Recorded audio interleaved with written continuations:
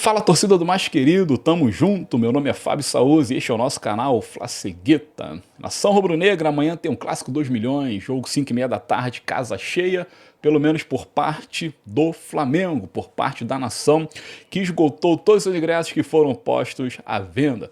Teremos aproximadamente papo de 60 mil torcedores, já que só de rubro-negro será pelo menos 52 mil. Esperamos que 8 mil vascaínos botem a cara no Maraca. O Vasco tem problemas e o Flamengo tem dúvidas. Eu quero falar daqui a pouco, mas antes trazer aqui 3 informações, e eu considero informações extremamente importantes, como por exemplo, cara, olha aqui, o presidente da torcida jovem do Flamengo, a TJF, foi preso na manhã deste sábado, lá na zona oeste do Rio de Janeiro.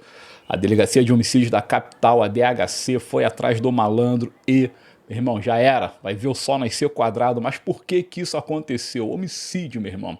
Os caras mataram um vascaíno, ele mais 7, segundo as investigações. E pior, no jogo entre Vasco da Gama e Botafogo, o Flamengo não tinha nem era dia de jogo do Flamengo. Para tu ver como é que são as coisas, eu digo para vocês aqui, gente, a jovem, ela voltou recentemente para os estádios. No dia daquele mesmo retorno que foi contra o Grêmio, eles saíram, fizeram um monte de arruaça pela cidade. Enfim, eu noticiei aqui no canal e eu disse o seguinte, cara, a jovem, ela infelizmente é uma torcida problemática. Historicamente é a mais violenta torcida que apoia o Flamengo. Os caras são muito violentos, tá? Aí tu vê, se o presidente fez o que fez, segundo as investigações, e agora tá preso, porra, os integrantes, tu imagina, cara.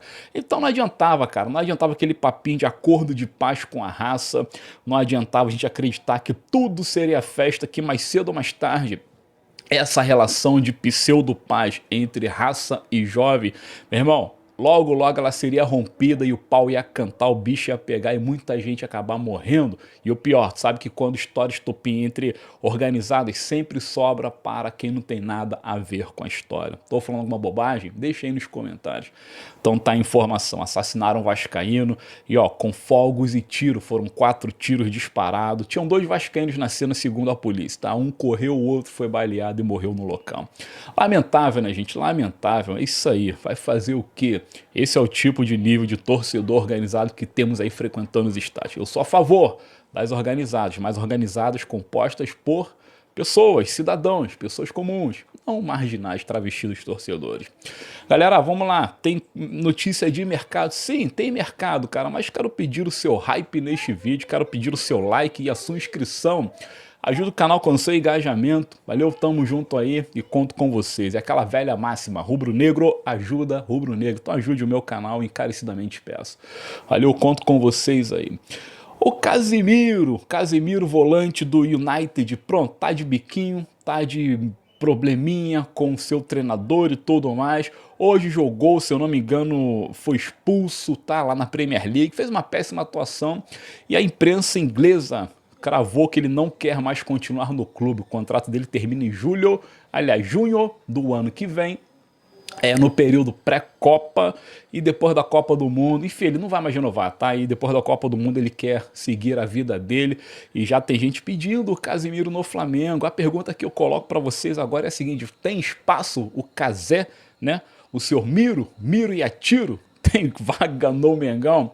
Coloca aí, ele que é primeiro volante, em teoria ele viria para desafogar um pouco ali o Jorginho, ele viria para ser um reserva imediato quando o Jorginho não estivesse em campo.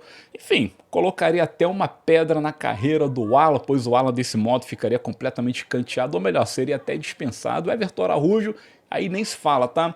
Porém é o seguinte, cara, Casemiro, ele é cria do São Paulo. Há quem diga que ele já havia declarado que quando deixar a Europa, caso ele volte pro Brasil, ele tem interesse em vestir a camisa do tricolor paulista. É aquilo, família toda de tricolor, jogador ama o São Paulo. Então, cara, o Flamengo precisa do Casemiro. E não pensem vocês que Casé viria por qualquer bagatela, não. Claro, ele viria sem contrato, o Flamengo não pagaria nada ao United, até porque em janeiro ele já pode assinar o pré-contrato, ele assinaria esse pré-contrato com a gente e viria depois da Copa do Mundo. Tá, mas é aquilo, né? Apesar de tudo, o Flamengo tem que pagar uma luva pro jogador, pro seu staff, e o salário do Casemiro tá quanto? Coloca no chat aí, é altíssimo, gente, altíssimo. Eu te falo legal. Dado aí as circunstâncias do atual plantel do Flamengo, não há necessidade do Casimiro. Agora, Cebolinha no Grêmio, trocando o assunto, tá? Emerson Cebolinha tá sendo... Everton Cebolinha, desculpa, né? Everton Cebolinha tá sendo cotado para deixar o Flamengo ir para o Grêmio. A imprensa gaúcha tá reforçando essa ideia todo santo dia. E o Flamengo só não liberou Cebolinha nessa janela agora do meio do ano porque o Felipe Luiz não deixou. É bom que isso fique bem claro para que as pessoas entendam. Cebolinha só não foi para o Grêmio porque o Felipe Luiz não quis liberá-lo nessa janela. Só que é o seguinte, sabe quantos minutos o Cebolinha esteve em campo nos últimos 2, 3, 4, 5 jogos? 9 minutos, mano. 9 minutos. O Felipe Luiz, ele quis permanecer com o Cebolinha nesta janela e quase que não usa o cara. E eu até defendo que, por exemplo, para o jogo de amanhã contra o Clássico, contra o Vasco da Gama, que é o Clássico 2 milhões, por que não você usar o Cebolinha em algum momento do jogo até para poder dar uma descansada no Samuel Lino, porque eu falei hoje, entre os amigos rubro-negros, o seguinte, a jornada do Flamengo de amanhã até o jogo contra o Botafogo no Engenhão são 6 jogos, 5 Brasileirão e 1 na Copa da Libertadores. Copa Libertadores é pegadíssimo, tá? Os próximos 5 jogos do Flamengo são pegadíssimos no Brasileiro. São difíceis demais. Então tem que tomar cuidado para a gente não acabar perdendo jogador a troco de nada. E Cebolinha poderia estar sendo mais usado pelo Felipe Luiz. Fato é que em janeiro, eu não consigo entender a lógica do contrato de Cebolinha. Há quem diga que termina em junho/julho do ano que vem, e há quem diga que termina em dezembro, e tem que confirmar legal. De qualquer forma, Cebolinha, ele é pouco aproveitado pelo Flamengo, e o Flamengo não quis vendê-lo porque o Felipe Luiz assim não permitiu. Caro e só dá preju. Mas o Grêmio tá doido, logo logo essa novela terá uma resolução, se Deus quiser, para o bem do Flamengo. Gosto de Cebolinha, nada contra, mas deixando o Flamengo seria melhor. Galera, caindo de cabeça agora no jogo de amanhã, Vasco da Gama e Flamengo, Flamengo e Vasco da Gama. Casa cheia, mais de 50 mil ingressos vendidos, setor norte esgotado, misto esgotado, tudo esgotado menos setor sul. Ali cabe cerca de 15, 16, 17 mil pessoas e os vascaínos só compraram ali cerca de 7 mil.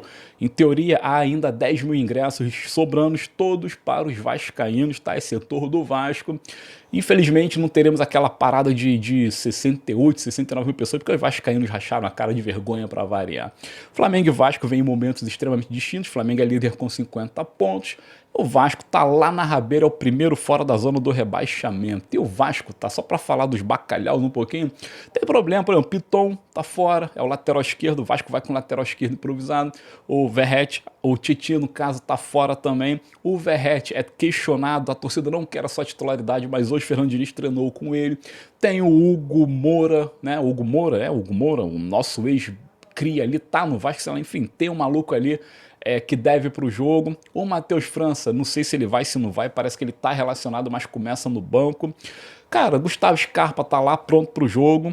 Resumindo, cara, o Vasco da Gama, quando tu olha, na moral, quando tu olha, não é um time para estar a uma posição fora da zona, não. É time para estar um pouquinho mais acima.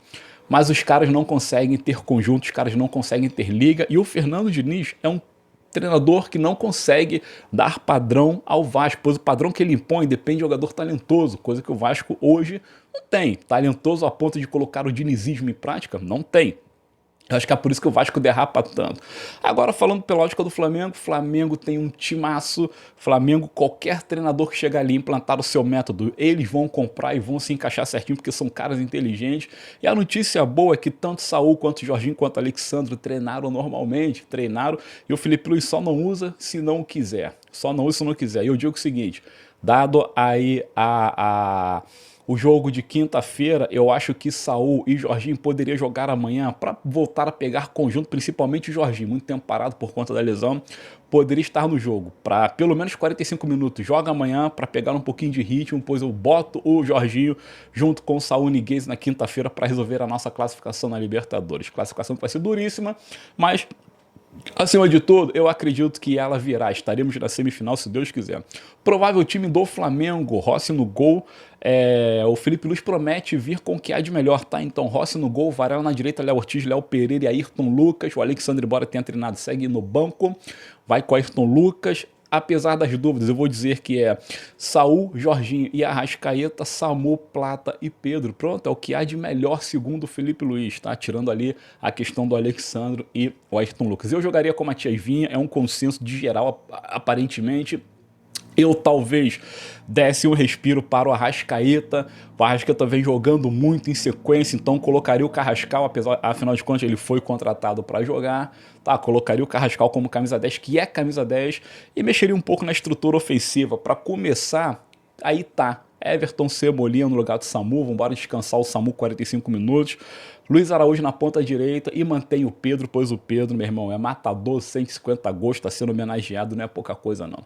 Então o meu time seria Rossi, Varela, Léo Ortiz, Léo Pereira e Matias Vinha, Saúl Ñíguez, Jorginho e Jorge Carrascal, Everton Cebolinha, Luiz Araújo e Pedro, tá? Jogo às 5h30, casa cheia, bonita, e bora lá cobrir esse jogo aí. Valeu, nação. Meu palpite, tá? Meu palpite para esse jogo aí é Flamengo 3-0. Flamengo 3-0, porque sob qualquer dúvida, não tem essa, meu irmão, não tem essa. O Flamengo ele é favorito contra o Vasco, então mais ainda, tá? Abrindo o primeiro gol, fazendo o primeiro gol, parte para o segundo, parte para o terceiro e vai ser um baile rubro-negro, tá? Tá tudo indicando que será baile rubro-negro. 3-0 Megão, e já pode deixar também aqui nos comentários o seu resultado. Valeu, gente, muito obrigado, sábado. Hoje não tem live, tem só esse vídeo aqui e amanhã a gente volta para seguir cobrindo esse jogo aí. Tamo junto, saudações brunegros e lembre-se, tudo isso aqui é pelo Flamengo. Valeu!